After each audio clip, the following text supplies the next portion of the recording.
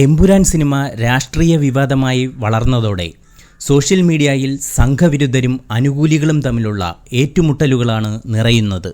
സംഘവിരുദ്ധർ പൃഥ്വിരാജിനെ പിന്തുണച്ച് രംഗത്തെത്തുമ്പോൾ മറുപക്ഷം പൃഥ്വിയുടെ പഴയ കഥകൾ കുത്തിപ്പൊക്കുകയാണ്.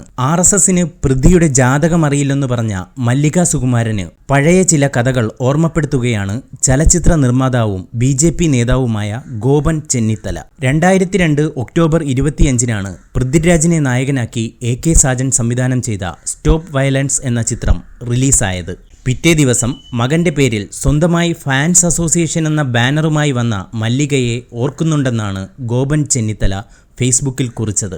പൃഥ്വിയുടെ പേരിൽ ഫാൻസ് അസോസിയേഷൻ എന്നത് ആരും ചിന്തിക്കും മുമ്പെയാണ് മല്ലികയുടെ ഈ നീക്കമെന്നും ബാനറിന്റെ ഒരറ്റം പിടിച്ചു കെട്ടുമ്പോൾ ഞാനും ജാതകമറിയാത്ത സംഘത്തിൽപ്പെട്ട ഒരാളായി പോയത് സ്വാഭാവികമെന്നും ഗോപൻ കുറിച്ചു.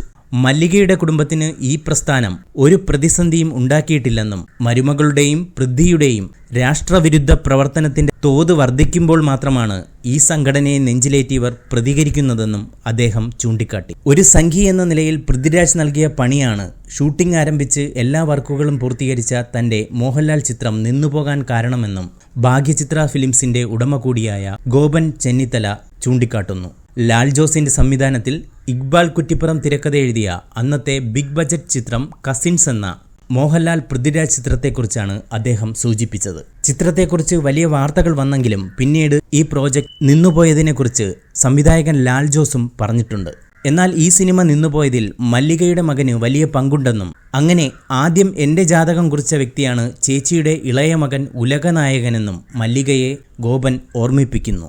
സുരേഷ് ഗോപിയെ നായകനാക്കി ഷാജി കൈലാസ് സംവിധാനം ചെയ്ത ടൈം എന്ന സിനിമയുടെ നിർമ്മാതാവ് കൂടിയാണ് ഗോപൻ ചെന്നിത്തല. ഈ വാർത്ത ഇഷ്ടമായാൽ ലൈക്ക് ചെയ്യൂ, ഷെയർ ചെയ്യൂ.